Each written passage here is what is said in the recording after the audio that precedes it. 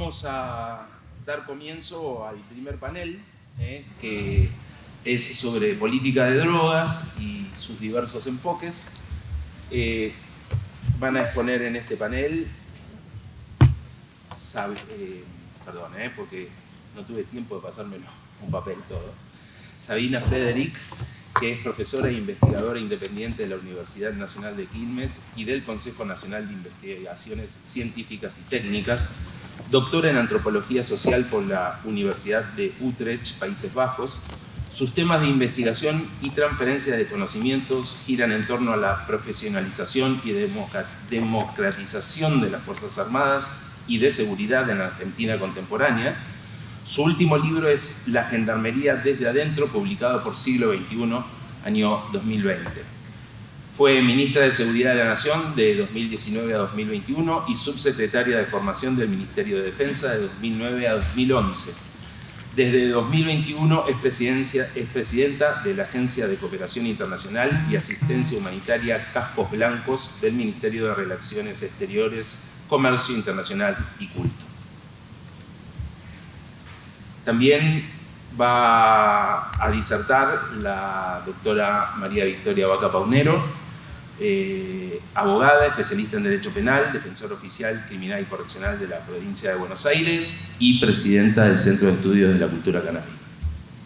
Por último, va a disertar el doctor Diego Silva Forné, que es doctor en Ciencias Sociales y Jurídicas por la Universidad de Cádiz, profesor agregado de Derecho Penal de la Facultad de Derecho, Universidad de la República Uruguay, integrante del Sistema Nacional de Investigadores de Uruguay, fundador e investigador responsable del Grupo de Estudios en Política Criminal, Comisión Sectorial de Investigación Científica, Universidad de la República, director de la revista de Derecho Penal Montevideo, miembro fundador del Centro de Investigaciones y Estudios Penales del Uruguay, doctora Adela Reta, CIEPUR, Premio Nacional de Literatura 2018, Obras Jurídicas, Ministerio de Educación y Cultura del Uruguay, corredactor del Informe de Escenarios para el Problema de las Drogas en las Américas, OEA 2012, corredactor de la Ley de Regulación y Control del Mercado de la Marihuana, Uruguay.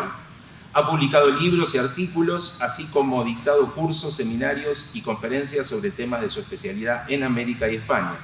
Responsable de los cursos de grado y posgrado en su universidad sobre Derecho Penal y Política Criminal de las Drogas, integrante del cuerpo docente del Diploma de Cannabis y Política de Drogas de la Universidad de Quilmes. Bueno, a continuación le damos la palabra a la doctora Frederick. Bueno, hola, ¿qué tal? Buenos días a todos, a todas, a todos. Muchísimas gracias por la invitación. Es un placer estar acá, bueno, también mi casa, porque yo soy profesora de la universidad hace muchos años, y compartir la mesa con Diego, con Vicky, y gracias Luis por la organización. Luis me pidió que planteara mi exposición desde el punto de vista del Estado y pensé en compartir algo de información y algunos datos y algunas experiencias vinculadas con el pasaje por la gestión a cargo del Ministerio de Seguridad. ¿No se escucha? Ahí se escucha un poco mejor. Para mostrar un poco el lado pesimista de esta historia. Aunque este es un encuentro que efectivamente yo creo que celebra, como se celebró en la apertura, ¿no? Todo el avance que ha habido en la materia. Pero como bien dijo Luis, tenemos una ley que es la 2737 que sigue estando entre nosotros y sigue siendo la cara punitivista paralela de estos procesos que tienen un lado exitoso y que lleva mucha militancia, mucho esfuerzo de mucha gente que trabajó para que hoy haya menos prejuicios y más usos benéficos, ¿no?, de estas sustancias en nuestro país. Voy a empezar solo abriendo el juego a cuáles son los organismos del Estado que intervienen en la temática de las drogas ilegalizadas. Son muchos, Dentro del Poder Ejecutivo hay varios ministerios que tienen alguna participación por efecto de la ley. Me refiero a la ley 23737, la ley de estupefacientes. Y otros que están mucho más abocados desde la sanción en el 2017 de la ley de investigación en cannabis medicinal, como el MinSit o inclusive el Ministerio de Salud. Pero también está el Poder Judicial, el Poder Legislativo, que es el que se encarga de discutir las reformas sobre las leyes. Y dentro del Poder Ejecutivo también hay un organismo que es el CEDRONAL, la CEDRONAR, que es la Secretaría de Drogas, que se encarga sobre todo de las políticas de cuidado hacia las personas que tienen una relación al consumo concebida como problemática. Pero hay otra institución que yo quiero mencionar que también tiene una incidencia importante en lo que hace al debate y a la definición de las políticas de drogas, que es la Iglesia Católica. Nuestro Estado, a diferencia del Estado uruguayo, lleva a la Iglesia Católica, a esta institución que es diversa, porque la Iglesia Católica no es monolítica, dentro del Estado, y eso también tiene un efecto sobre el debate y sobre la discusión a la hora de pensar la despenalización. Cuando nosotros llegamos al Ministerio de Seguridad, llegamos con un mandato colectivo porque hacía ya muchos meses y en algunos casos años que veníamos trabajando sobre qué política de seguridad era la que queríamos que se desarrollara en Argentina. Me refiero que fue colectivo porque fue un espacio construido inclusive por el propio Frente de Todos, que finalmente llegó al gobierno. Y la despenalización del consumo de drogas, no solo de la marihuana, de drogas, la reforma de la ley 23737 estaba entre nuestros mandatos.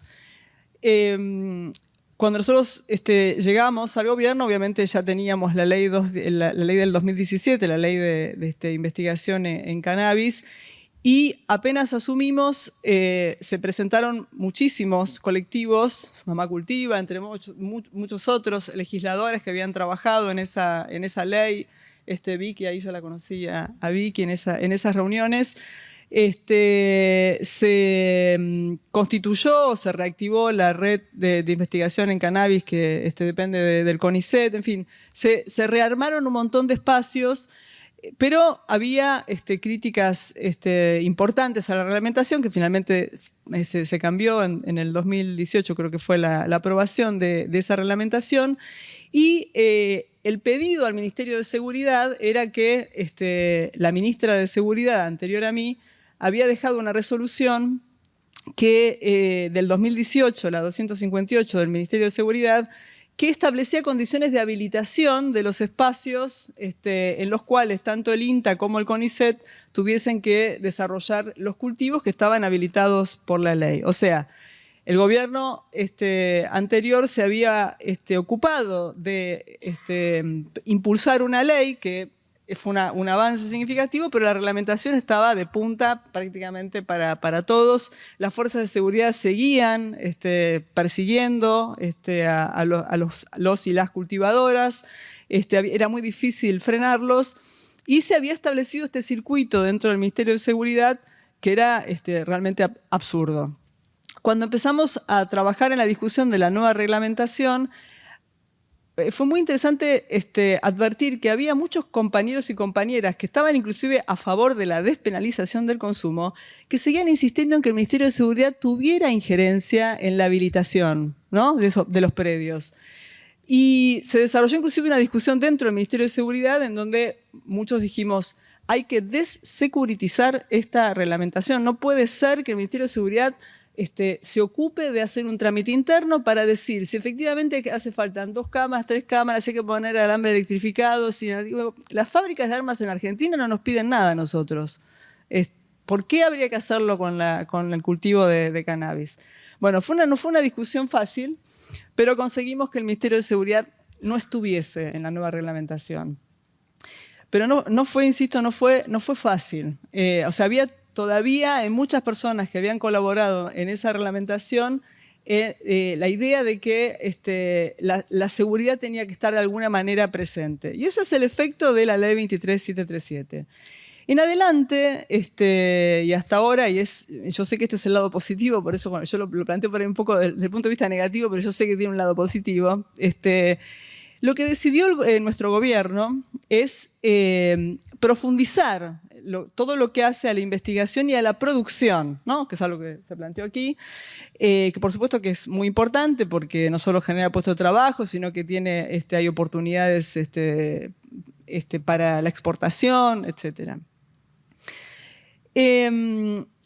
Nosotros, como Ministerio de Seguridad, fuimos convocadas a las reuniones en donde se decidió avanzar en este sentido, que eran la ley 27669, finalmente fue la que se aprobó para dar lugar a esta otra orientación en lo que hace al uso de estas plantas. Cada reunión que se desarrollaba en relación con el avance en torno a este proyecto, en ese momento era un proyecto de ley, nosotros planteábamos, bueno, pero ¿y cuándo vamos a poner en discusión la ley 23737? Porque es cierto que todo esto avanza en una dirección que es bienvenida y para nosotros es fundamental, pero las fuerzas de seguridad siguen teniendo que hacer cumplir la ley. Y eso genera un efecto en la persecución penal, genera un efecto en el crecimiento de las cárceles de personas detenidas o causas penales que se abren, por ahí no hay detenidos, pero son causas penales que se abren a partir de intervenciones de las fuerzas de seguridad. Y debo decir que las discusiones más grandes o más intensas, no más grandes, más intensas para poder avanzar en lo que nosotros ofrecimos, escribimos, redactamos, que fue la creación de un comité interministerial sobre consumos de sustancias y cuidados, así de abierto, ¿sí? Donde se introdujese el problema del alcohol, que para nosotros era mucho más importante que el consumo de algunas drogas ilegalizadas. El intento de avanzar en ese sentido con los ministerios de Justicia, de Educación, de Ciencia, en donde había en ese momento funcionarios que estaban de acuerdo, fue frenado, y lo voy a decir abiertamente, por la Cedronar. Es decir, por esta idea, que es una idea, lo planteo porque creo que es parte del debate que hay que dar. Hay una idea, que la habrán escuchado en muchos, inclusive hay hoy excelentes dirigentes políticos, y no lo digo con ironía, que plantean una diferencia importante entre lo que es el consumo de sustancias ilegalizadas en sectores bajos, de bajos recursos, y sectores medios altos, ¿no? Lo planteó Vidal en un momento, fue bastante escandaloso, pero también hay compañeros y compañeras de nuestro espacio que piensan lo mismo. Y no es un debate que realmente se haya dado con la profundidad que merece. Y yo creo que jornadas como estas en la universidad, en esta universidad o en otra, pero bueno, Quilmes lo que lo está haciendo, creo que también ayuda a producir información y conocimiento que permita entrar en esos debates de una manera fundada, ¿no? Porque hay realmente mucha hipótesis sin sustento sobre el efecto que tiene el punitivismo en el disciplinamiento de los sectores más empobrecidos, que nunca ocurre, por supuesto, en los sectores más adinerados, ¿no? Y ese es hoy uno de los frenos más grandes a un debate por la despenalización del consumo de drogas. Y no me refiero solo a la marihuana, ¿no? También a otras drogas. Bueno, ese comité interministerial, por supuesto, no prosperó. Sí avanzó este camino que en un sentido es auspicioso, pero en otro sentido también es tangencial, elude la reforma de la ley.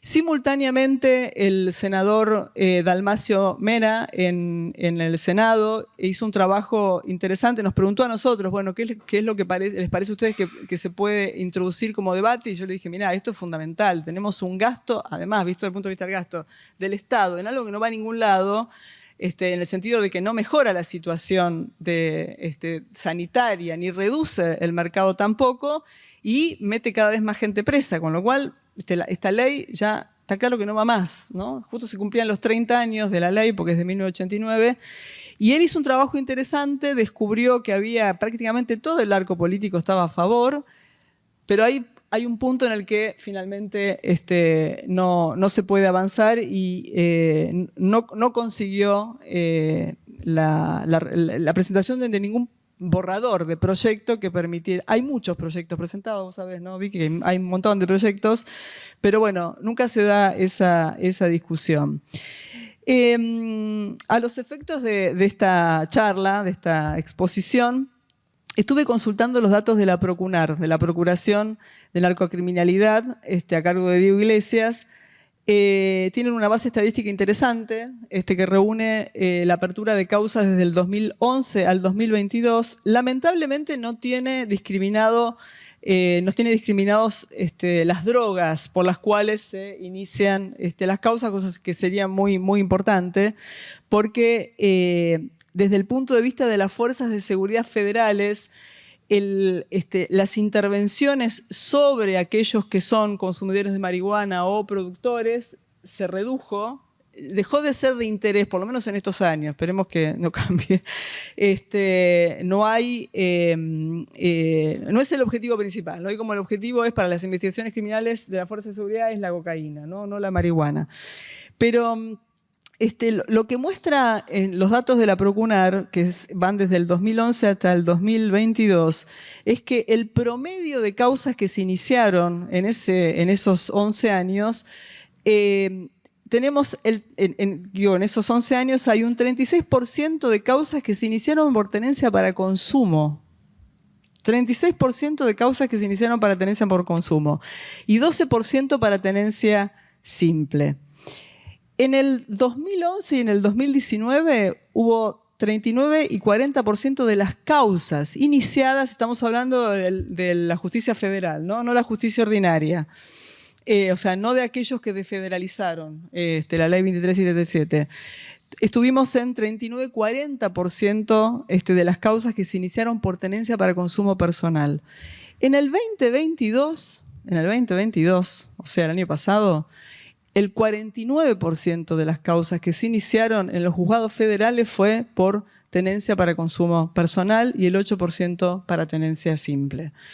Lo que quiero decir es que con estos datos espantosos, es que no sabemos cuántas de esas causas fueron, insisto, por marihuana y cuántas por otras sustancias, es que seguimos teniendo un problema muy grande, o sea, seguimos teniendo una población que es perseguida, que puede o no ser consumidora problemática y que no tiene un Estado que venga invirtiendo en algo que no sea atacar la oferta.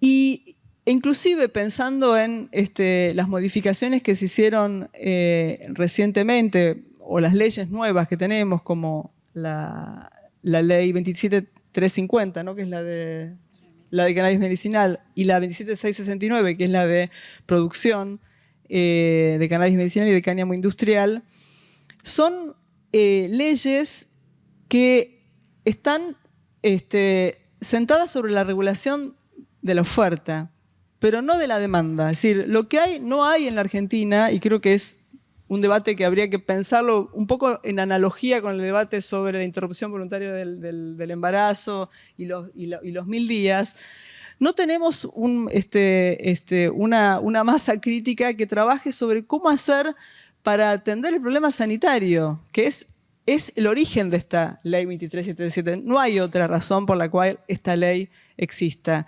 Y creo que eso es el desafío que nos queda, ¿no? No pensar la despenalización, sino es primero pensando cómo hacer para trabajar en la atención de las personas que tienen consumos problemáticos definidos, o por supuesto científicamente o médicamente y no delirantemente, ¿no? Como a veces pasa en nuestro país, que cualquiera puede tener consumo problemático. Sabemos que no es así, pero realmente los sectores más bajos de nuestra población no tienen dónde poder tratarse si tienen efectivamente problemas serios de adicción, y tampoco los sectores medios tienen facilidades para poder ser atendidos cuando de este tema se trata. Con lo cual yo creo que hay que por ahí trabajar en la inversión del debate para poder llegar a la despenalización. Empezar por pensar en el cuidado y un poco también en la dirección en la que fueron la ley de investigación de cannabis medicinal, que fue por el lado del cuidado, ¿no? Por los beneficios, para poder después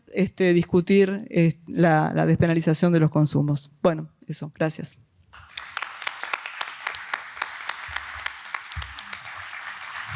Bueno, gracias. A continuación, Diego Silva. Bueno, buenas tardes a todas y todos. Antes que nada quiero agradecer la invitación de la Universidad Nacional de Quilmes y del SECA por estar aquí. Ya hace un tiempo que tengo el honor de integrar el equipo docente de la diplomatura en cannabis y políticas de drogas de esta universidad, y bueno, y ahora tengo la suerte de poder estar presencialmente con todas y todos ustedes. En la intervención del día de hoy me he planteado, para hacer aportes en relación con políticas de drogas en el momento en que estamos viviendo, acerca de los 10 años que van de la regulación del mercado de la marihuana en Uruguay. Y voy a tratar de ser muy rápido porque tendría muchísimas cosas para decir, pero voy a tratar de decir las que sean más interesantes para ustedes. Bien, el punto de partida tiene que ver con la legislación uruguaya sobre drogas.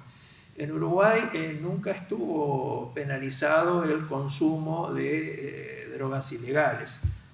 La legislación siempre mantuvo atípico el consumo de las sustancias psicoactivas prohibidas. Sin perjuicio de ello, la evolución legislativa en las últimas décadas fue estableciendo que no se castigaba la tenencia de la sustancia psicoactiva que fuere, en tanto su destino fuere el consumo personal del usuario, pero con distintas modalidades. En el año 1974, en plena dictadura cívico-militar, se estableció que esa cantidad de tenencia para consumo personal debía ser una cantidad mínima. En el año 1998 se modificó esa ley a instancias de jueces y defensores que veían que ese corsé de cantidad mínima conducía a los operadores del sistema judicial, y sobre todo presionado por la policía, que fuera entendida en su mínima expresión, en su más reducida expresión, y allí se cambió el término de mínima por razonable, hasta que en el año 2013, que se aprueba la Ley de Regulación y Control del Mercado de la Marihuana, y con carácter general respecto de todas las drogas ilegales, se pasó a eliminar cualquier adjetivo en relación con la tenencia de drogas ilegales. Actualmente, la ley vigente en Uruguay establece que está exento de responsabilidad no solo el que tuviera en su poder, no solo la tenencia, sino quien transportare, fuere depositario, almacenare o poseyere una cantidad destinada a su consumo personal, lo que será valorado por el juez conforme a las reglas de la sana crítica. ¿Esto qué significa? Los legisladores en Uruguay, en el momento en que, y esta es una disposición, aclaro, que se refiere a todas las drogas ilegales. Hoy en Uruguay el cannabis psicoactivo no es una droga ilegal, sino una droga regulada. Pero claro, más allá del ámbito que establece la regulación, sí puede ser criminalizado el manejo de cannabis. ¿A qué es lo que voy? Con esta modificación legislativa que se introdujo en diciembre del año 2013, no solo se consagró la licitud de la tenencia para consumo personal, sino también aquellas etapas que están vinculadas necesariamente a la tenencia. Por eso es que se habla de transportar, tener en su poder, ser depositario, almacenar o poseer una cantidad sin ningún adjetivo destinada a su consumo personal.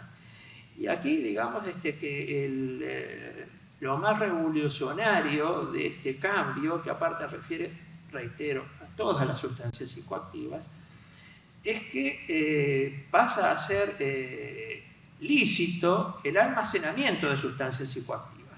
O sea que los usuarios pasan a poder almacenar la o las sustancias psicoactivas ilegales que consuman. Y esto, en términos de derecho comparado, es un cambio bastante revolucionario. Desde luego que ahora vamos a señalar la diferencia que hay entre el deber ser y el ser, porque desde luego lo que establece la ley no coincide necesariamente con lo que sucede en la práctica. Pero por lo menos este es un punto de partida interesante. Esto entonces a todas las drogas ilegales. En Uruguay la ley no establece unos listados propios de sustancias psicoactivas ilegalizadas, sino que se remite a las listas de la Convención Única de Nueva York de 1961 y al Convenio de Sustancias Psicotrópicas de 1971. Eso hace que esas listas estén en permanente cambio porque la Junta Internacional de Fiscalización de Estupefacientes todos los años está incorporando sustancias nuevas. Ahora sí hablemos de cannabis psicoactivo. La ley uruguaya estableció para el cannabis psicoactivo, para las personas capaces y adultas, esto es mayores de 18 años, 3 vías de acceso lícito. Por una parte, el cultivo doméstico. Cuando se habla del cultivo doméstico, se refiere al cultivo de plantas de cannabis en el hogar. Y se habla del consumo individual o compartido en el hogar. ¿Por qué? Porque el legislador tuvo en cuenta que el cannabis suele ser una planta que se suele consumir en forma compartida. Así como cuando tomamos mate, cebamos y nos pasamos el mate, nos compartimos, el cannabis también es una planta que se suele consumir, sobre todo cuando se consume mediante combustión, en forma compartida. Entonces, la ley allí habla de el consumo individual o compartido en el hogar, sin perjuicio de que ya desde fines del siglo XX la jurisprudencia uruguaya reconoce respecto de todas las drogas ilegales la licitud del consumo compartido. Supongo que eso pasa también aquí en Argentina, más o menos, en el sentido de que en la década de los 80, pongámosle que hasta los 80, 90, se consideraba el suministro de drogas y, por ejemplo, yo estaba fumando un porro y se lo pasaba a Luis y eso era suministro. A partir de la década de los 90, la jurisprudencia en Uruguay adopta las tendencias jurisprudenciales de la justicia española, que entiende que esas conductas que se realizan colectivamente, como por ejemplo compartir un porro o hacer una vaquita para ir a comprar la sustancia que se va a consumir y después consumirla entre todos, que esos son todos actos propios del consumo. Y como el consumo es atípico, es lícito, esas conductas no son delictivas. Bien, si estoy yendo muy rápido, me lo dicen. ¿No? Bien. Habíamos hablado entonces del cultivo doméstico. Ahora vamos a dar algunos detalles administrativos del cultivo doméstico. Primero entonces voy a mencionar las prescripciones legales. La segunda vía de acceso lícito que establece la ley son los clubes de membresía. ¿Qué son los clubes de membresía? Se sigue el modelo español de los clubes canábicos, solo que en ese momento político se establecieron disposiciones muy estrictas en relación con estos clubes. Fíjense que los clubes solo pueden tener entre 15 y 45 socios, lo que es una cantidad irrisoria para los costos que tiene mantener en funcionamiento un club que además primero debe constituirse como sociedad civil, o sea, debe adquirir personería jurídica. El objeto social de esa sociedad civil debe ser, ¿no?, el consumo colectivo entre sus socios de las plantas que ellos además deben cultivar y que las deben cultivar en el sitio donde está ubicada la sede social. Además deben tener un responsable técnico, que suele ser un químico, un ingeniero agrónomo, etc. O sea que allí hay una definición del club canábico bastante restrictiva, y al mismo tiempo la ley establece que estos clubes podrán cultivar hasta 99 plantas de cannabis psicoactivo. Cuando se habla de plantas de cannabis psicoactivo, la ley se remite a una definición que está contemplada en otra parte de la ley y que también tiene alguna vinculación con la definición de cannabis de la Convención Única de Nueva York, cuando se refiere a las unidades floridas de las plantas hembra de cannabis. Esto es, cuando se habla de 99 plantas de cannabis psicoactivo, no son ni los esquejes ni los brotes, son las plantas hembra adultas en estado de floración. ¿Por qué? Porque son las únicas que son idóneas para producir los cogollos, que es donde las personas obtienen la sustancia psicoactiva que desean consumir. Al mismo tiempo, la ley establece que los clubes podrán almacenar hasta un máximo de 450 gramos anuales por socio. Esta es entonces la segunda modalidad de acceso lícito a cannabis en Uruguay. La tercera modalidad, que recién se implementó en el año 2017, es el acceso a través del sistema de farmacias. Esta fue la modalidad de más difícil implementación porque originariamente, cuando se discutía la ley en el año 2012, las gremiales de farmacias se presentaron en el Parlamento ofreciéndose para poder ellas distribuir cannabis. Pero claro, cuando después el Poder Ejecutivo tomó la decisión de que iba a ser el Estado quien iba a fijar el precio del cannabis que se iba a distribuir a través del sistema de farmacias, y que a su vez iba a ser el Estado el que iba a realizar licitaciones para consorcios que iban a producir cannabis en predios estatales y cuyo único destino iba a ser abastecer el sistema de farmacias, a partir de ahí la mayoría de las farmacias perdieron interés. Pese a que las farmacias que quedaron dentro del sistema, en cuanto llega una partida de cannabis, la suelen vender en el día, ¿no? Porque se forman colas en las puertas de las farmacias que están asociadas al sistema, o sea que tiene una importante salida. Este sistema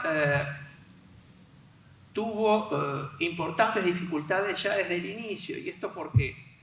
Porque al poco tiempo de que las farmacias que se adhirieron al sistema de expendio, el gobierno de los Estados Unidos le informó al Uruguay que ningún banco, ninguna institución financiera que tuviera sede en el territorio de Estados Unidos podía tener clientes que comerciaran con cannabis.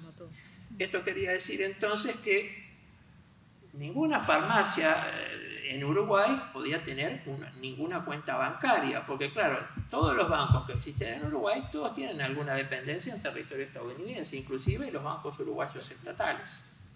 A partir de ese momento se descolgaron la mayoría de las farmacias, quedaron algunas, y de eso que sucedió en el año 2007 hasta el momento, se ha ido incrementando paulatinamente el número de farmacias a través de algún arreglo medio gris, que no sabemos cómo es. Suponemos que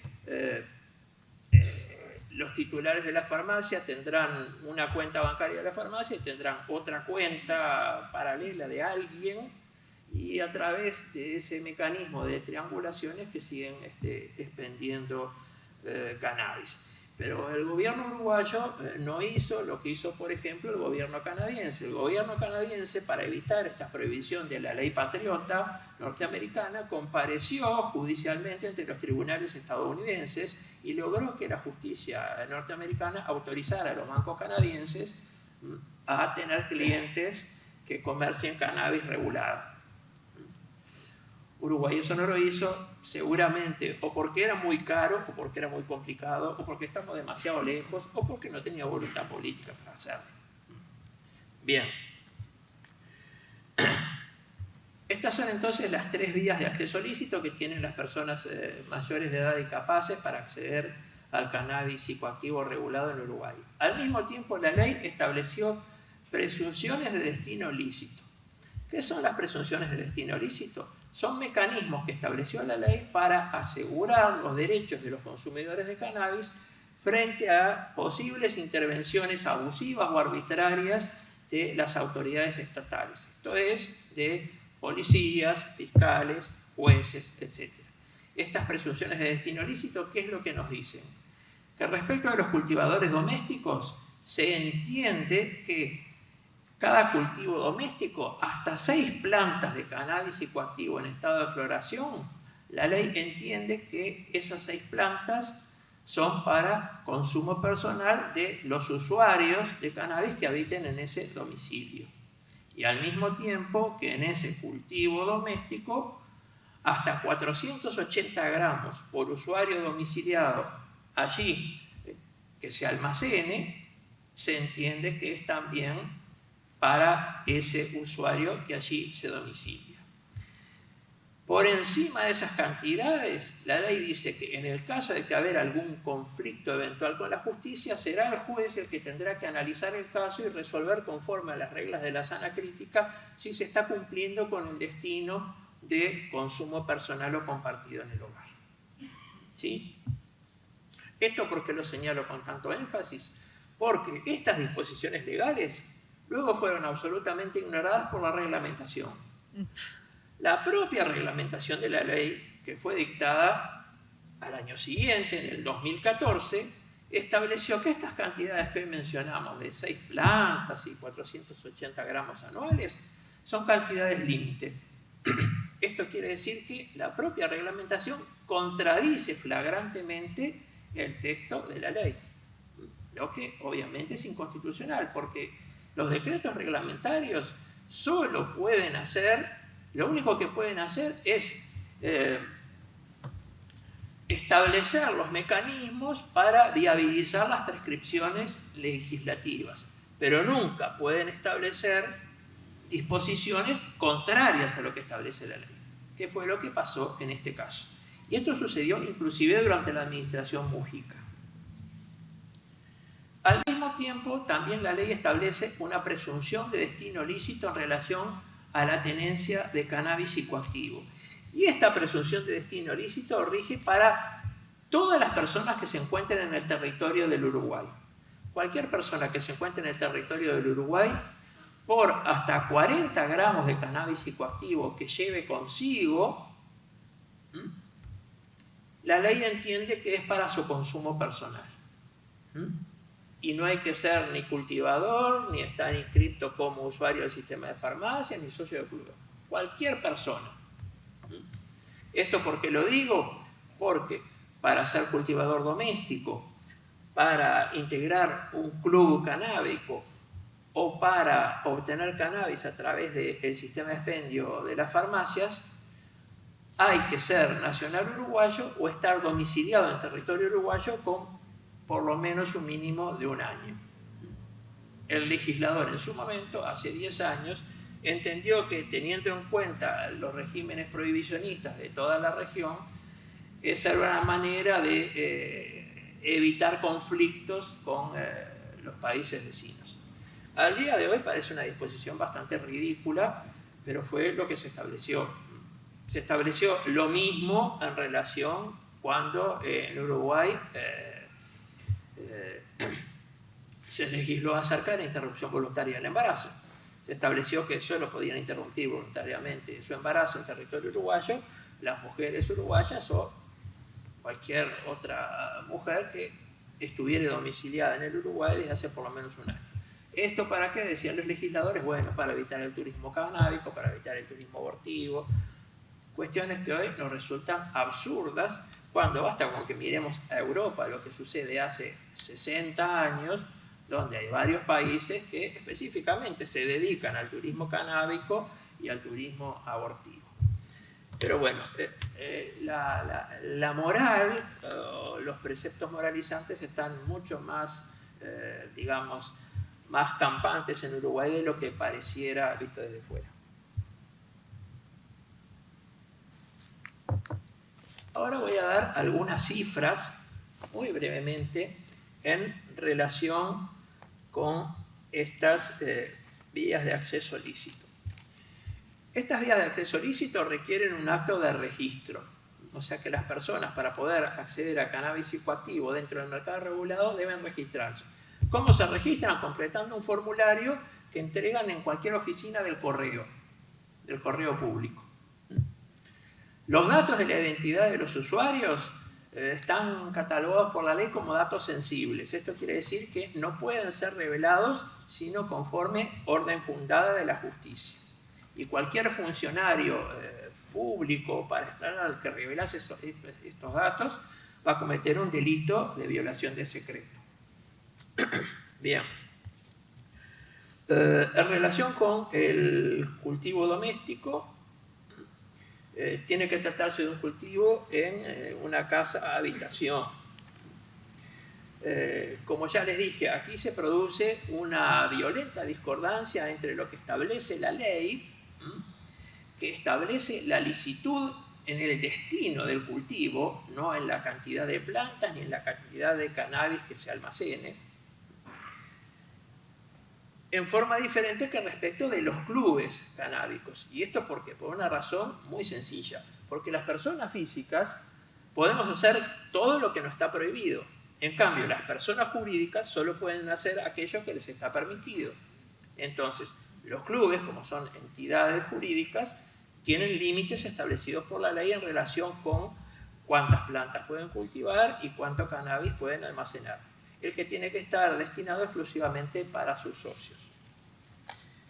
Por eso es que entiendo que estas restricciones administrativas en relación con los cultivadores domésticos son ilegales e inconstitucionales, en forma flagrante. Sin perjuicio de lo cual, la mayoría de la jurisprudencia, la mayor parte de la jurisprudencia hasta el momento en Uruguay, ha adoptado el criterio de la reglamentación o de un protocolo policial que hizo el Ministerio del Interior en su momento, entendiendo estas cantidades como cantidades límite y no como presunciones de destino lícito. Afortunadamente, en los últimos años, varios jueces han empezado a interpretar correctamente la ley y han empezado a absolver a muchas personas que se les había iniciado una causa penal por estas situaciones. También lo que sucede es que lamentablemente si la causa llega a un tribunal de apelaciones, en general los ministros integrantes de los tribunales de apelaciones, en base a criterios jurásicos, siguen todavía ideológicamente anclados en la guerra contra las drogas del presidente Nixon de 1969. Entonces siguen anclados con el discurso belicista y prohibicionista de cruzada, propio de la doctrina de la seguridad nacional, donde se concebía al usuario de drogas como el enemigo interno. Eso lamentablemente sucede con buena parte de los jueces en Uruguay. Afortunadamente ya hay algunos de los tribunales de apelaciones en lo penal que ya ha cambiado el criterio y ha empezado a adoptar, o se ha empezado a ajustar a los parámetros legislativos. Pero seguimos teniendo jueces de instancia y ministros de apelaciones que en muchos temas hacen como que la ley de regulación del cannabis no existiera directamente. En relación con la licitud del almacenamiento de drogas ilegales para consumo personal, que aparte no solo está expresamente prevista en la ley, sino que expresamente el informe de la Comisión de Salud de la Cámara de Diputados, el informe de la comisión que analizó el tema en el Senado, las exposiciones de los legisladores que llevaron adelante el proyecto de ley, que están todas contenidas, desgravadas en los antecedentes parlamentarios de esta ley, establecen claramente que los legisladores establecieron esta medida porque expresamente quisieron evitar al máximo que las personas usuarias de sustancias psicoactivas tuvieran el menor contacto posible con sus dealers o con las personas vinculadas con el tráfico ilícito y sobre todo con el narcotráfico y el crimen organizado. Entonces dijeron, bueno, nosotros queremos que los usuarios de sustancias psicoactivas, sobre todo los jóvenes, puedan almacenar las sustancias que consumen, así reducimos el contacto que tienen con personas vinculadas al crimen organizado o con la oferta de otro tipo de sustancias que pueden eventualmente estar más adulteradas o generar mayores riesgos para su salud, etc. Entonces nos encontramos con una suerte de negacionismo donde hay jueces que directamente hacen como que la ley no existiera.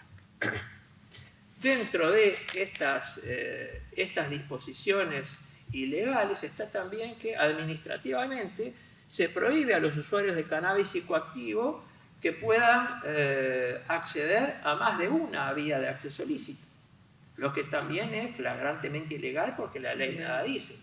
Y mal podía decirlo, porque si yo soy cultivador doméstico y resulta que las plantas se me pudrieron, o que se me prendieron fuego, o no sé, el perro me hizo caca y las masticó, yo qué sé qué, después no puedo ir a una farmacia a comprarme un sobrecito. No, no puedo.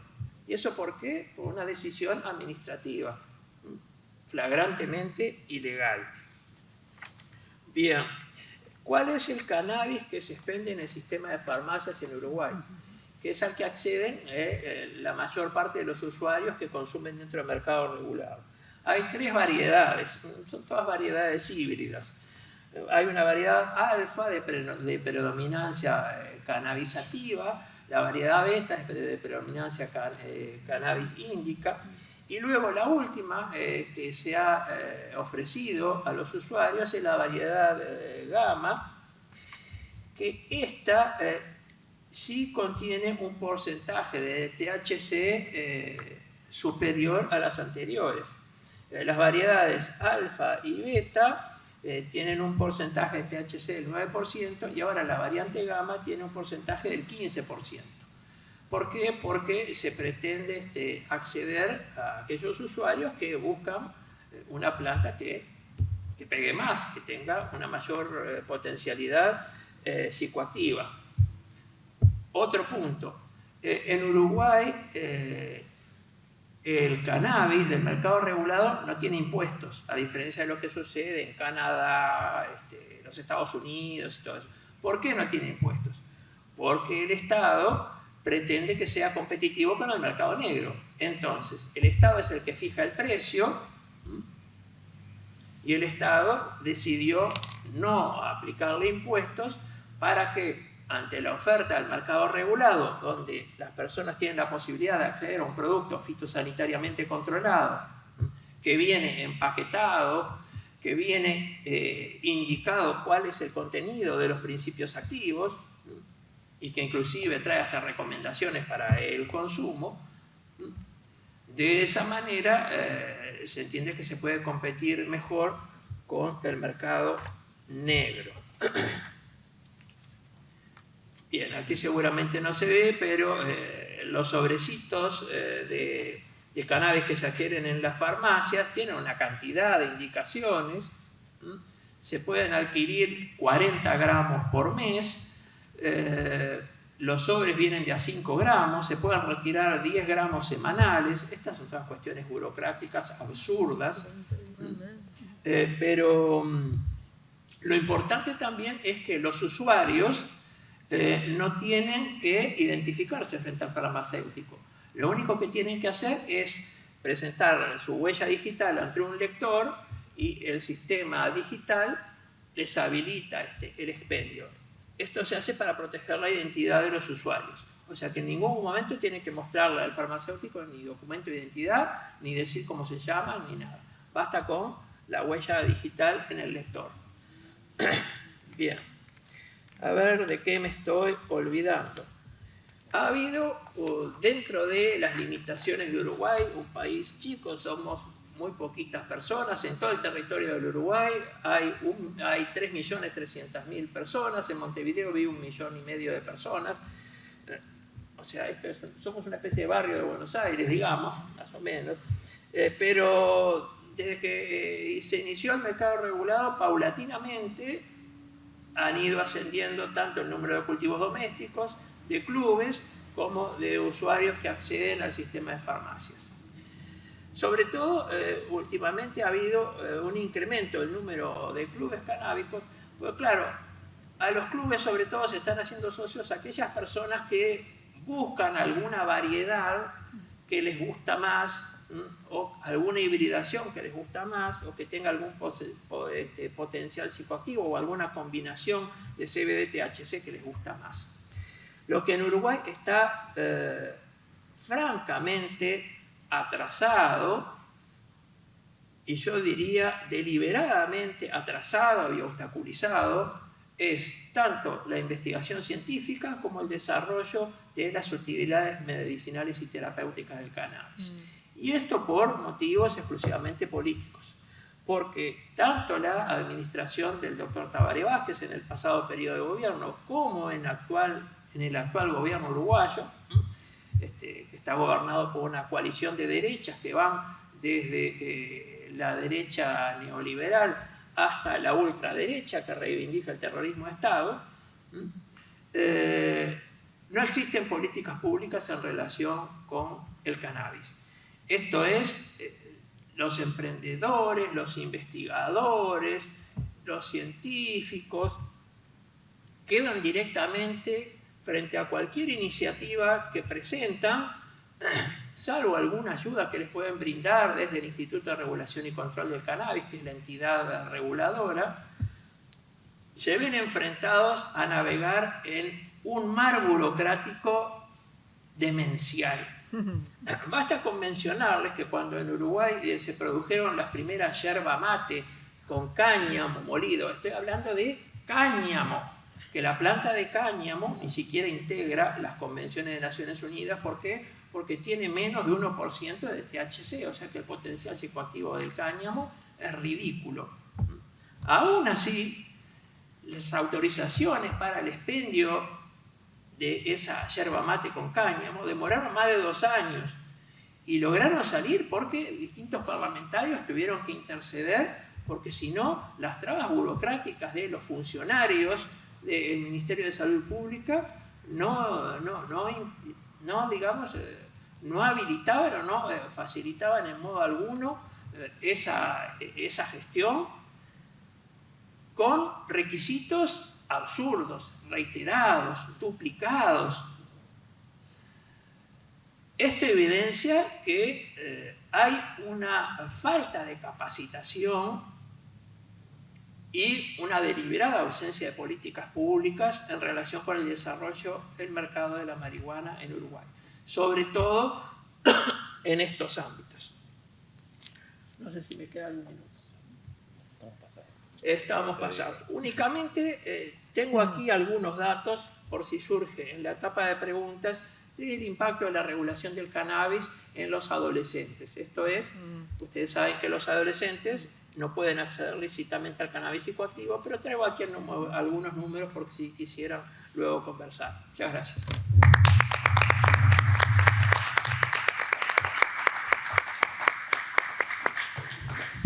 Bueno, tenía anotando ahí, así que damos la palabra a Victoria Vaca Paunero. Bueno, ¿qué tal? Buenos días. Primero, agradecer. Para mí es un honor estar sentada al lado de Sabina y de Diego, que los admiro y aprecio mucho, y muchas gracias a ustedes por venir a escuchar.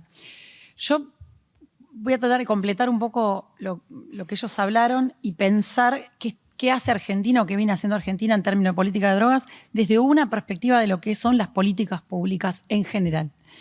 Para eso, porque aparte yo en este diploma puntualmente doy clases en la materia políticas públicas, entonces me interesa ese enfoque. ¿A qué se llama política pública? Para entender desde dónde me paro, porque hay formas distintas de entenderlo. Bueno, el Estado primero identifica un problema, dice, bueno, esto es un problema que hay que resolver, es un problema social, hay una injusticia, hay una situación que debemos abordar.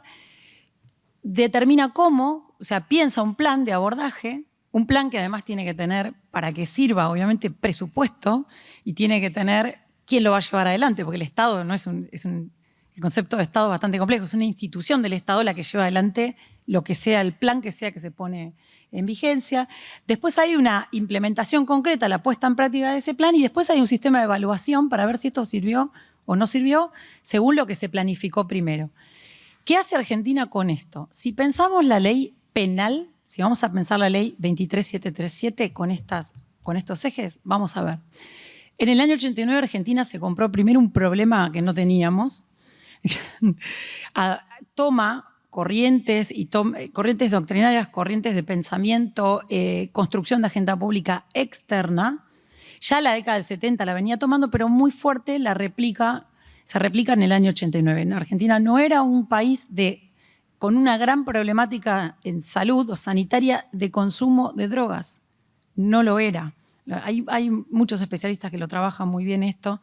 No era un país productor de drogas, no era un país de gran consumo y tampoco era claro de última, si esto hubiera sido un problema sanitario, qué era lo que se consumía en Argentina, o sea, qué debía abordarse como un problema de drogas que justificara sentarse a pensar una ley más dura que la 20.771 que regía desde 1974, comprándose en ese momento el discurso de la guerra contra las drogas que mencionó Diego. O sea, ya cuál era el problema por el cual Argentina tenía que volver a pensar otra ley de drogas, no lo sabemos, no estaba no era una agenda social fuerte en la década del 80. Yo soy vieja y me acuerdo de esto. Pero Argentina lo toma eso como un problema, endurece y lanza la lucha contra el narcotráfico con penas durísimas, altísimas, pero aparte, ¿qué más hace?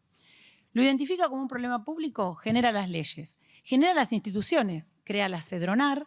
La Cedronar original tenía una persona a cargo que decía, prefiero un consumidor muerto. Esta era la expresión en los programas de Neusta, el que se acuerda. Crea policías especializadas, baja línea concreta al Poder Judicial Penal, a las agencias federales, porque la ley de droga originalmente estaba pensada para la justicia federal, como bien dijo Sabina, y sale a pelear fuerte al territorio con esta lógica. Esta perspectiva de política pública, si nosotros la pensamos hoy, 30 y pico años después, fue muy efectiva en el sentido que se mantuvo sistemáticamente en el tiempo con los distintos gobiernos que pasaron y pese a los cuestionamientos que pueda tener. O sea, es una política sostenida que se puede leer, si uno fuera objetivo y no hace una mirada crítica de lo que lee, como una política de Estado. Argentina tiene una política de Estado en drogas, ¿sí? Siempre es cada vez más dura, sí, y este es el posicionamiento. Ahora, respecto de cuál era el problema, si era un problema de salud, el abordaje ya pensamos que es complejo. ¿Cómo se formuló? O sea, ¿cuánto iba a durar esto? No sabemos, no tiene plazo, es indefinido, me parece que vamos a vivir toda la vida dentro de esta lógica de guerra contra las drogas. ¿Cómo se construye la información? ¿Quién dice qué pasa con esta guerra contra las drogas? Bueno, ahí está la otra complejidad para pensar en estos 30 años. Hay estadísticas de Cedronar, pero tienen sesgo, no son de política criminal. Hay estadísticas de quienes ejecutan la política criminal, que es, por ejemplo, la Procunar, la Procuraduría de Narcotráfico, que es una fiscalía, se asumió una institución dentro de las fiscalías federales, pero no hay un trabajo. Y hay estadísticas, sí, que trabaja el Ministerio de Justicia, pero no hay una organización estadística integral o que tenga una misma manera de construir los datos como para saber qué pasa en Argentina con esta política de drogas, para poder ver si lo que se planteó en el 89 como objetivo sirvió o no sirvió. O sea, son todas informes o regionales o sesgados o producidos por organismos para dar respuesta a la lógica de ese organismo. O sea, el sistema de justicia produce estadística para saber si el sistema de justicia funciona bien, si sus fiscales trabajan, pero no da respuesta a la política. No es una estadística construida para que todo el Poder Ejecutivo lo piense o el Poder Legislativo revise o la sociedad conozca. Tampoco son estadísticas que se informen públicamente de manera sostenida. O sea, nosotros escuchamos hablar en la prensa lucha contra el narcotráfico, pero no sabemos en los números qué es, qué implica. Por supuesto que de esto además no hay una evaluación, bueno, ni del cumplimiento de objetivos sanitarios, como decía Sabina, ni de otro cumplimiento. O sea, ¿qué queremos hacer? ¿Meter mucha gente presa? ¿Es esto lo que hace la ley de droga? ¿Era este el objetivo? Y lo que no tenemos, por supuesto, es ningún organismo, ninguna rendición de cuentas. Ningún organismo del Estado en ese sentido, en términos de política de drogas, política criminal de drogas, rinde cuentas. Ni a la sociedad, ni rinde cuentas dentro del propio sistema. No hay una auditoría, digamos, un organismo, ni siquiera en manos de, no sé, la oposición que diga a ver qué hace Argentina con esto.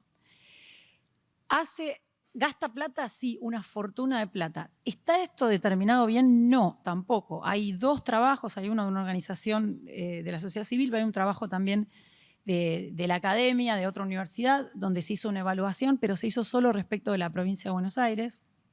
Y ahí se pensó solamente una parte, digamos, y lo que se veía era que hay un gasto gigante del Estado en la puesta en marcha de esta política criminal que termina en la nada porque el 90% de los procesos penales que se inician se archivan. Esto es lo que refería Sabina. O sea, nosotros tenemos un montón de organismos que con la cabeza de la guerra contra las drogas, pero que en la práctica lo que hacen es detener pequeños consumidores, principalmente en la vía pública, esta es la principal intervención, y la mayoría de esos se archivan. ¿Por qué? Porque toda esta política criminal, con todas las falencias que tiene, está permanentemente intervenida desde a la par, digamos, por el sistema de justicia. ¿Por qué? Porque por ser una legislación que no es regulatoria, sino que es estrictamente penal, dejemos de lado si hubo, porque no estoy en este momento, por ahí no tengo la información exacta para analizar si en términos sanitarios hubo una política efectiva. O sea, si Argentina además se dedicó a informar debidamente sobre drogas, sobre consumo, si hizo una política de acompañamiento a usuarios. Yo creo que no, básicamente porque o sea, primero porque no hay política de reducción de riesgos, o sea, primero porque parte de mentira, digamos, de construcciones falsas sobre el problema. No hay tampoco estadísticas de quién usa drogas en Argentina y cuánto de eso es un uso problemático y tampoco de qué drogas. La ley de salud mental no se financia como corresponde, el plan Jacob no se puso en funcionamiento y la Cedronar produce, como dije, estadísticas sesgadas y la última es del 2017 que hay una supuestamente nueva que no tenemos. Pero digamos que estamos así. Entonces, en política sanitaria no voy a hacer esto, pero en política criminal sí lo puedo evaluar mejor. Como solamente la política criminal es policía, o sea, son agencias penales del Estado, ahí lo que no sé si se tuvo en cuenta, pero que claramente incide, es la legislación, cómo se aplica la legislación penal en Argentina. Y Argentina aplica la legislación penal con parámetros que tienen que ver con derechos humanos y con la Constitución, o sea, con estos parámetros. Por más guerra contra las drogas que quieras hacer, si parte de esa implementación es inconstitucional, la justicia lo va a decir así porque es lo que debe hacer. Entonces interviene. Primero no lo hizo, porque primero lo hizo en Basterrica en el 86, pero con Montalvo devolvió la lógica de la guerra contra las drogas, con una perspectiva que aparte hablaba de moral, daño moral, bueno, muy compleja.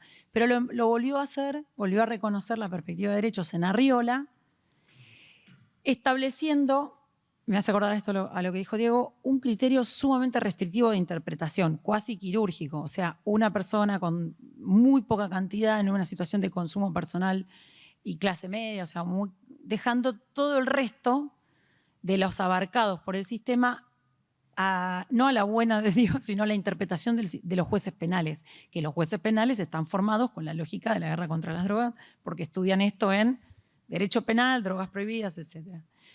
Entonces lo deja ahí. Pero digamos que la justicia siempre va interviniendo cuando se judicializa. Obviamente cuando se judicializa ya hay un montón de afectaciones de derechos que no están contempladas en la política criminal como efecto, no están pensadas siquiera como un problema. ¿Qué otro efecto, qué otro efecto tiene esta política criminal? Además de este gasto enorme con un montón de causas que se archivan y ninguna reducción en el mercado ilícito, ninguna reducción en ningún tipo de consumo, si era eso lo que se pedía, y una perspectiva siempre respecto de la reducción de la oferta fracasada, tuvo dos consecuencias que como hito que quiero marcar, o una estadística y una que es un hito. Primero, que en un punto empezaron a ver que fracasaba. ¿Por qué? Porque los propios operadores del sistema lo fueron a plantear. Esto de los 30 años de la discusión de la ley de droga, fueron los jueces federales, fiscales federales a sentarse al Poder Legislativo a decir, no funciona, no está funcionando, lo vemos en la práctica, esto no va. Entonces, le dieron, digamos, importancia a eso, pero mucho antes que eso, ya lo venían planteando. ¿Y cuál fue la respuesta del Estado argentino? La ley de desfederalización, que es un plan que también se aplicó en otros países de América y ya había fracasado en otros países de América, que es dividir qué agencia del Estado se ocupaba de la política criminal y dejarle a las fuerzas federales lo que sería narcotráfico, que es una categoría muy compleja porque no está definida en la ley penal concretamente, es una construcción, y dejarle a las justicias de las provincias que adhirieran el narcomenudeo, que también es otra categoría, que básicamente es una parte de la ley de droga que es la venta al público. Esta intervención dentro de la cadena de narcotráfico o de tráfico ilegal, que significa el chiquitaje, digamos, lo poquitito con venta al público, eso le queda a las provincias. No todas las provincias argentinas adhirieron. La primera que adhirió es la provincia de Buenos Aires, muestra un fracaso espantoso en las estadísticas, ahora lo voy a contar, pero tenemos una que adhirió el año pasado. O sea que que es Tucumán, cuando se plantea esto como política pública desde la provincia, ni siquiera se piensa o se analiza el fracaso o el éxito en otras provincias que ya lo hicieron antes. Pero digamos, planteó la desfederalización. Entonces lo que hizo fue multiplicar las policías que intervienen. Ahora no solamente intervienen los fiscales federales y las policías federales, las fuerzas de seguridad federal, sino además todas las policías provinciales y todos los fiscales provinciales. Y las provincias, la de Buenos Aires fue como el mascarón de proa de esta política pública. Entonces tiene además una política criminal fuerte de guerra contra las drogas dentro del sistema de justicia. Entonces tiene fiscales especializados, o sea, hay un trabajo muy fuerte de aplicación, de implementación de esta política.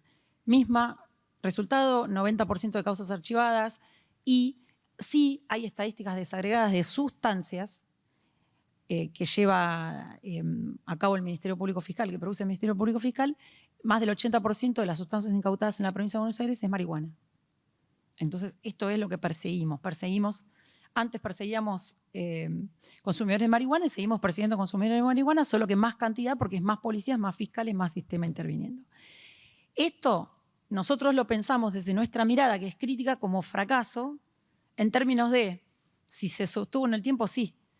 Si no hay una evaluación de éxito, pero bueno, es sostenido a lo largo de los distintos gobiernos, entonces parecería ser una política de Estado. ¿Qué otra cosa hizo Argentina entonces? A partir de que se vuelve a poner en agenda como problema público el cannabis medicinal y la criminalización, porque no nos olvidemos que en 2016 se ponen en agenda los dos temas.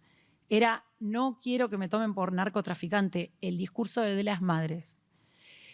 Se vuelve a pensar en términos de política pública, eso en realidad porque el Estado se encuentra con un problema que no puede atajar de otra manera y que está instalado en los medios, que son parte de quienes construyen la agenda pública.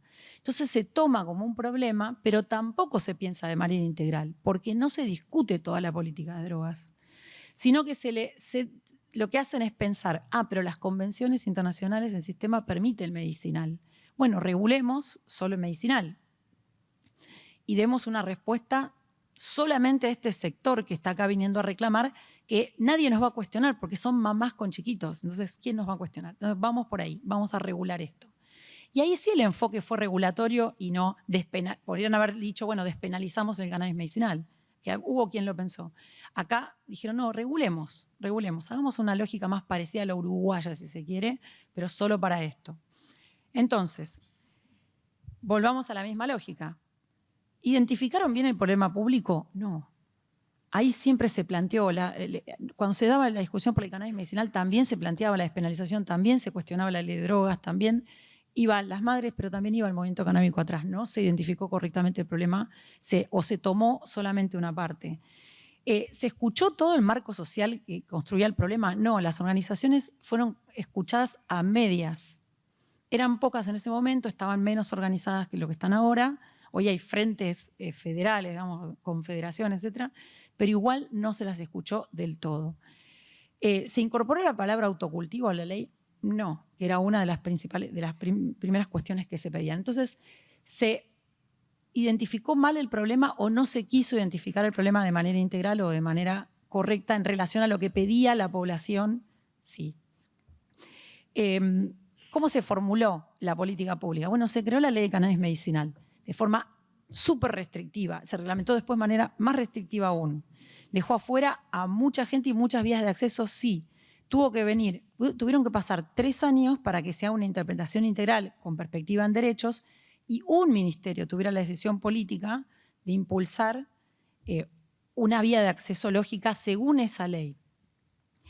Plan de acción en el tiempo, no tenemos, no sabemos por cuánto tiempo, no sabemos cómo está pensado esto, porque todavía está el mismo gobierno que lo implementó. Entonces no sabemos si esto va a ser considerado una política de Estado. ¿Qué presupuesto se le asignó? Escasísimo. Ese es el otro problema. Muy poco. El ReproCan es un programa chico en términos de recursos, como para pensar que es una política pública gigante. Es gigante en términos de impacto, pero no lo es desde el lado del Estado. ¿Quién lo implementa? Bueno, ¿quién implementó la ley de cannabis medicinal? Bueno, por suerte, con la reglamentación nueva, también implementaron políticas desde las universidades nacionales. Eso generó, y con intervención fuerte del MINCIT, del Ministerio de Ciencia y Técnica. Eso generó que Argentina tenga los niveles de investigación científica que tiene, se creara la RACME, y entonces ahí se empieza a pensar en una perspectiva de futuro que es algo que Diego acaba de criticar que no pasa en otros países. Eso es muy importante, porque eso sí es política de Estado o debe ser política de Estado y es mucho más difícil de tirar abajo. La evaluación de esto todavía no la tenemos. ¿Cuánto funcionó? Sí tenemos las estadísticas del ReproCan y sí tenemos una forma por ahí de pensar, porque igual nos falta un sistema de evaluación integral de esta ley de cannabis medicinal, pero tenemos algo. Si lo pensamos en términos de cómo miramos la otra ley, que es cómo la justicia está leyendo esto, que es la otra manera de pensar. La justicia no declaró la inconstitucionalidad de absolutamente ninguno de los puntos de esta ley. La justicia empezó a fallar incluso en la ley penal tomando parámetros de la ley administrativa y de la regulación. La justicia reconoció en jurisprudencia sistemática el ReproCan. Por supuesto que cuando hablamos de la justicia ya hablamos de la persona presa, o sea, hubo una intervención igual de la guerra contra las drogas, ¿no? Hubo secuestro de sustancias, pero hay un reconocimiento de la jurisprudencia e incluso la Corte reconoció derechos en 2 fallos concretos, BSB y Macamé, donde no dijo, y esto es muy importante, lo que queda fuera del marco regulatorio sí o sí es la cárcel, el delito, sino esa riola, o sea, pensémoslo en la perspectiva del fallo anterior, o sea que hay como un respaldo un poco más claro. Pero si nosotros nos volvemos a parar desde la perspectiva de política pública con la ley nueva de producción, vamos a volver a encontrarnos con los mismos problemas. Nos vamos a encontrar con que el diagnóstico o el problema no está identificado del todo, esto es, cuánto el legislador pensó en las organizaciones del territorio que hoy son las productoras y abastecedoras de cannabis medicinal, o sea, cuánto las pensó en el marco de la ley, cuánto se las escuchó, qué espacio se les dio, para ver qué necesitaban, cómo acompañarlas, cómo incluirlas. Este es un problema. O sea, el marco social, la agenda, la construyeron estos, pero además después en la discusión legislativa, en la construcción de la ley, se las dejó bastante afuera, bastante afuera. De hecho, el primer proyecto de ley de lo que después fue la 27669 decía todo lo que no está acá habilitado es delito y tiene que haber una denuncia al fiscal federal. O sea, estaba pensado en términos realmente punitivistas, siendo una ley regulatoria administrativa. La formulación, digamos, después de la puesta en práctica de política pública, bueno, presupuesto todavía no tiene una agencia regulatoria sí, pero todavía no tiene reglamentación, está pasado el plazo, esto es otro problema. Y que no tenemos tampoco, porque la propia ley no lo prevé, o lo prevé, pero no está creado, un mecanismo de evaluación después del funcionamiento de esto. O sea, ¿quién nos va a contar dentro de 5 años en otra jornada, cómo funcionó esto? Mientras tanto, mientras esto, que para mí parte de que está mal identificado el problema, mientras tanto, en el territorio, el marco social real, que es de donde se debería haber partido para construir estas políticas públicas, ¿qué muestra? 300 organizaciones en el territorio trabajando, aceptación social muchísima, incluso en sectores ultraconservadores que hace unos años no lo habríamos visto, y es lo que se ve desde la Expo Cannabis hasta la presencia de ustedes acá. El sistema de la academia y científico acompañando. La población sub-35 con otra cabeza directamente, que son votantes. Medios de comunicación canábicos, o sea, el marco social es muy diferente. Y el Estado no solamente no parece tener registro de esto, sino que no parece trabajar estos temas en perspectiva de política pública seria, para que poder pensar entre todos algo que sea, que es lo que creo que debe ser, sostenible como política de Estado en el tiempo, ¿sí? Y que permita todo el enfoque multidisciplinario o interdisciplinario, como se quiera pensar, o sea, el resguardo a la salud, el respeto y la inclusión de todos los actores sociales, o sea, el respeto es que no se metan en la vida privada de las personas con lo que hacen en ámbitos privados, la inclusión de todas las perspectivas, inclusive la de los pueblos originarios o de trabajos comunitarios que puedan funcionar, que hoy funcionan como lógica de resistencia, pero deberían estar funcionando como lógica como incluidos, y el resguardo de los derechos humanos de todas las personas que estamos acá. Creo que así es como se debe pensar para que dentro de unos años podamos decir esto se pensó como una política pública en serio, cumple parámetros objetivos, digamos, y es algo exitoso en términos de política de Estado en el tiempo. Gracias.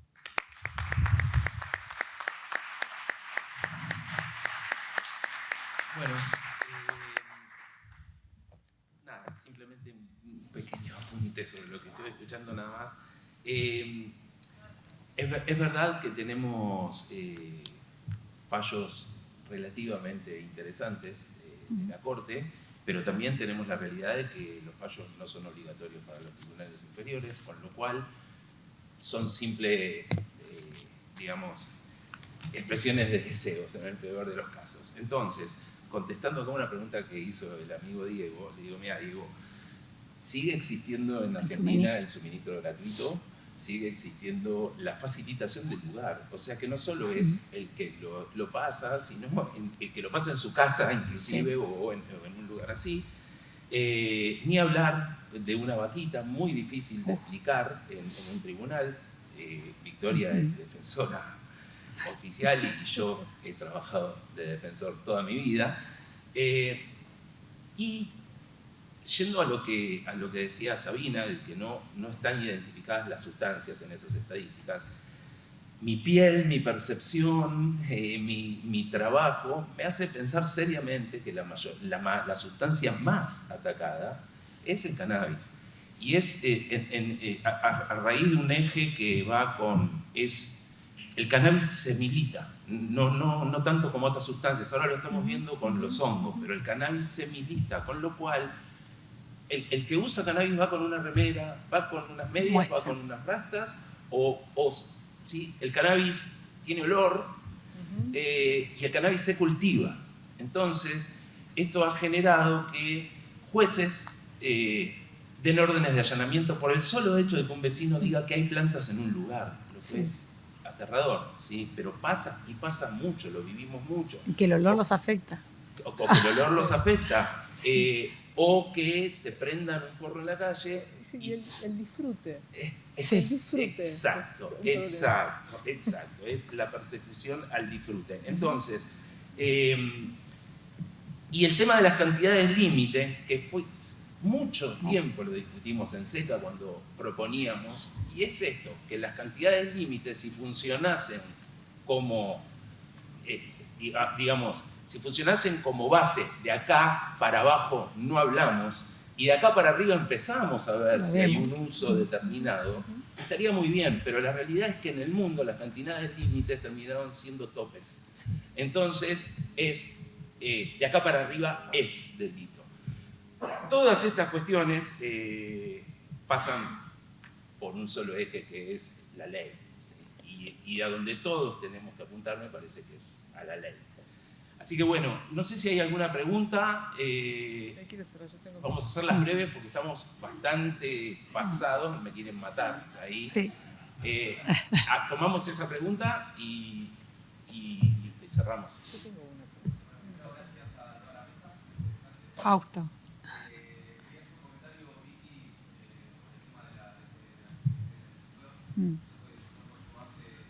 Sí. Oh, claro. Ciudad, sí.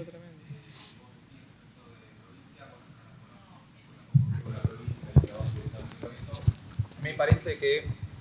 Son parecidas. Hola, ahí va. Me parece que en Ciudad de Buenos Aires tuvo un efecto positivo, porque hay una bajada de línea de procuración que determinadas cantidades de droga, no necesariamente de marihuana, pueden ser otras, no se judicializan, y si llega la consulta a Fiscalía, después no llega al juzgado. Entonces, bueno, en Ciudad particularmente se ha cortado bastante eso. Lo que pasa es que cuando se implementó en la ciudad el primer mes, tenían la cola de patrulleros, era tanta la gente que metieron presa en enero de ese año, que la cola de patrulleros, eran cuadras y cuadras de patrulleros con un señor con un porro. Entonces, tuvieron un criterio, digamos, razonable, es decir, claro, y hubo una denuncia del CELS. Entonces, tuvieron un criterio razonable, es decir, pongamos perspectiva mínima. Acá lo hizo, en la provincia de Buenos Aires lo hizo en Mar del Plata con el habeas corpus de la Asociación de Cultivadores, lo hizo algo parecido en su momento Tapia, un juez de garantías, y después la Tribunal de Casación de la provincia confirmó ese fallo, que era un habeas corpus de la Asociación de Cannabicultores de Mar del Plata.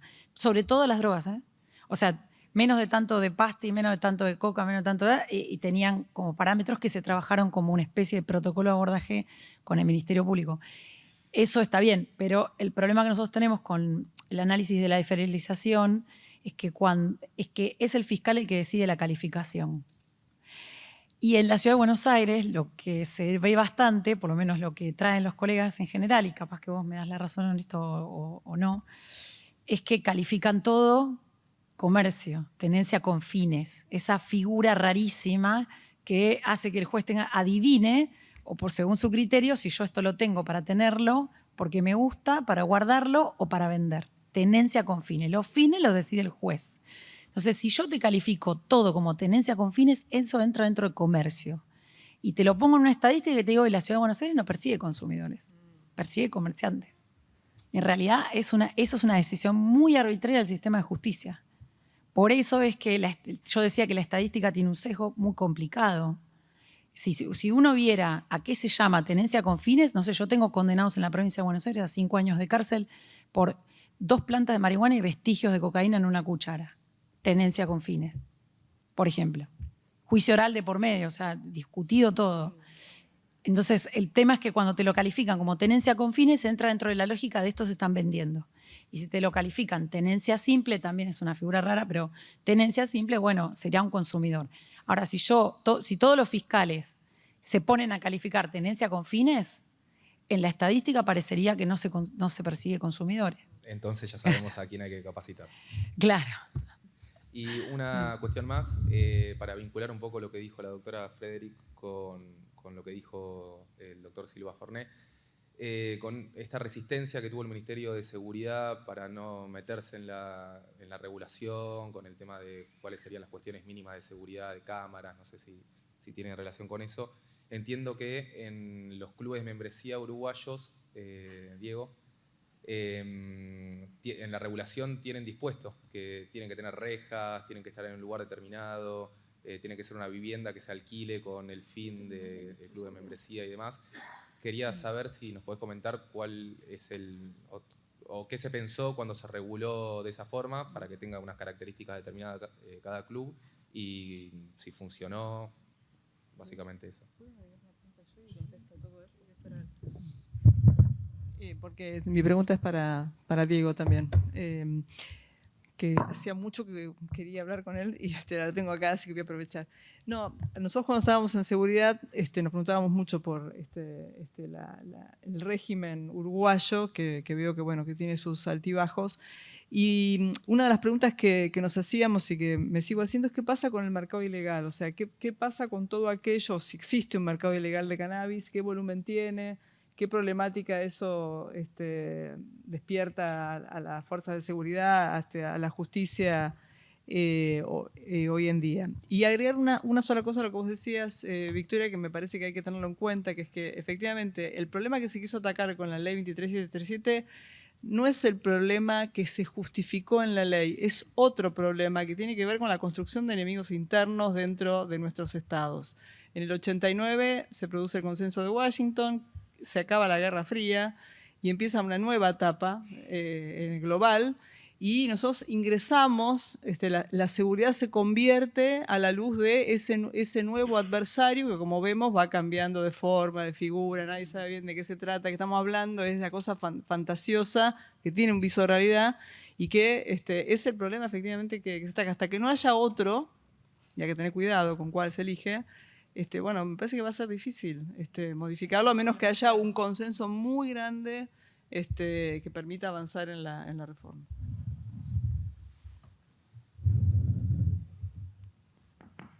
En relación con los clubes canábicos, lo que tú preguntabas, administrativamente tienen establecidos determinados parámetros que tienen que cumplir, pero sobre todo tiene que ver, vamos a ver, pueden tener cultivo interior, pero también pueden tener cultivo exterior siempre que esté dentro de la delimitación del predio. Lo que se les pide es que las plantas no sean accesibles desde el exterior. O sea, que vos no pases y arranques un cogollo, digamos, y vas caminando por la calle. Que tenga algo para que la gente desde el exterior no pueda acceder a las plantas, pero sí se pueden ver. O sea, no es que estén ocultas. Pero esas son medidas y controles administrativos. En general, el ente regulador, que es el Instituto de Regulación y Control del Cannabis, lo que suele hacer son controles a los clubes sobre si se están cumpliendo los protocolos internos, porque cada club tiene un protocolo para distribuir el cannabis entre sus socios, el control fitosanitario, si se ha subido a la página web estatal, está actualizado el número de socios, el producido, todas esas cuestiones. Y en general el control que tienen los clubes son controles administrativos. El IRCA aplica amonestaciones, multas, y después lo que ha sucedido recientemente es que por los altos costos muchos clubes dejan de funcionar, entonces a solicitud de los propios interesados el IRCA da de baja a la autorización del club. Pero no ha habido así situaciones de incumplimientos muy graves con este tipo de regulación que requiere el local. En relación a lo que comentaba Sabina, sí, se suele hablar de que hay un mercado gris. No ilegal. Se suele hablar que hay un mercado gris, porque ¿qué es lo que sucede? Tenemos por un lado los usuarios del sistema de farmacias. Por otro lado, los cultivadores domésticos y los clubes. Los cultivadores domésticos, como ellos pueden consumir lo que ellos producen, obviamente, y lo pueden consumir dentro de su hogar o en cualquier lado, pero también pueden compartir en su hogar lo que ellos producen. Entonces, lo que sucede es que dentro del porcentaje de personas que están registradas integrando el sistema, hay que sumarle un porcentaje mayor de las personas que informalmente acceden al cannabis regulado por los distintos mecanismos de consumo compartido, ya sea porque, por ejemplo, yo consumo el cannabis que retiré de la farmacia, lo consumo con mi pareja o lo consumo con mi abuelita, lo compartimos, lo consumimos juntos, o soy cultivador doméstico, recibo gente en mi casa y bueno, y compartimos, lo consumimos conjuntamente, lo compartimos dentro de la casa. Esas serían las conductas estrictamente lícitas, pero también se dan en esa suerte de mercado gris hipótesis que la ley no permite, que son, por ejemplo, las donaciones. Yo soy cultivador, Luis va a mi casa y le digo, tomá, llévate unos cogollos. Eso se puede, es ilegal, es delito. Bueno, pero gran parte de los cultivadores seguramente lo hace, pero es algo que es incontrolable, ¿no? Y que aparte, tratándose de cultivos que están registrados y fitosanitariamente controlados, desde el punto de vista del riesgo a la salud pública como bien jurídico colectivo, el riesgo a la salud pública es insignificante comparado con el cannabis del mercado negro, que eso sigue siendo el prensado paraguayo. Eso no está entrando a Uruguay, eso, pero la pregunta es, ¿hay contrabando de...?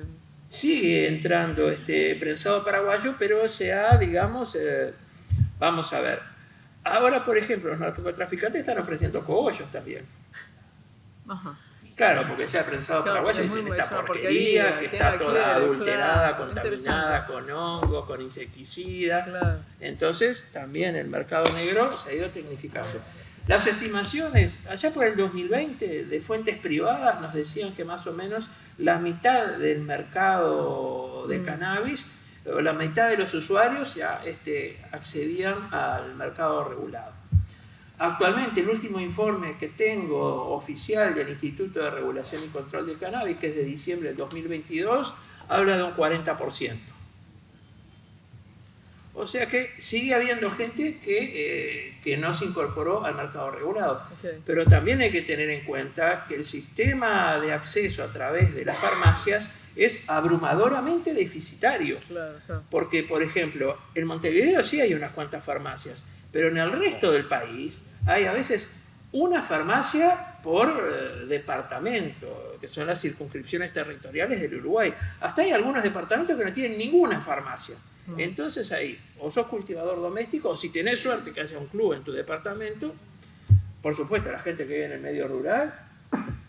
Entonces, yo creo que el mercado regulado, el problema que tiene es que no es accesible para muchas personas.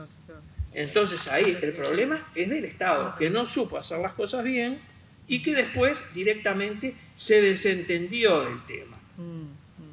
Y eso paralelamente a una policía, a unos cuerpos policiales que con el crecimiento del mercado regulado pierden una importante fuente de recursos que les brinda la corrupción, porque la corrupción policial siempre está ligada al tráfico de drogas, entre otras cosas, y después a la ausencia de políticas públicas de los últimos 2 gobiernos. Si se hubieran hecho las cosas bien, si hubiera políticas públicas sostenidas, financiadas, digamos, en contacto con la sociedad civil, hoy tendríamos un acceso al mercado regulado de un porcentaje mucho más elevado de la población. Sin embargo, no son todas pálidas. No, por lo menos mucho mejor que acá.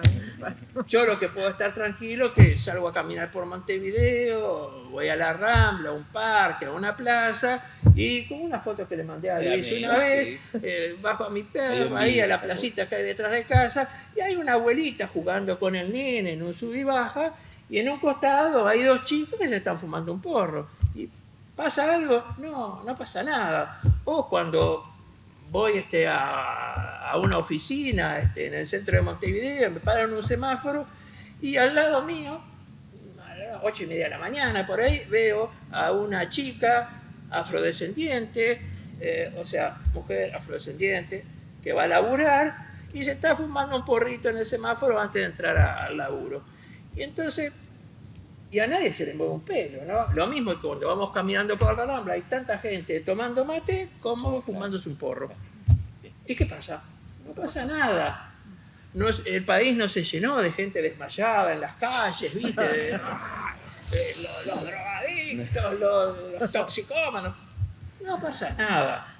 Y aparte, yo lo que pienso, si se siguen haciendo las cosas bien, dentro de 10, 15 años, ya vamos a dejar de asociar el cannabis con los jóvenes transgresores. Vamos a asociar el cannabis con los adultos mayores. Sí, que son esos conservadores. Los adultos mayores son el mercado potencial del cannabis para sus usos medicinales y terapéuticos. Y yo espero verlo, espero no morirme antes, de ver al país lleno de viejitos consumiendo cannabinoides para mejorar sus innumerables dolencias. Buenísimo. Buenísimo.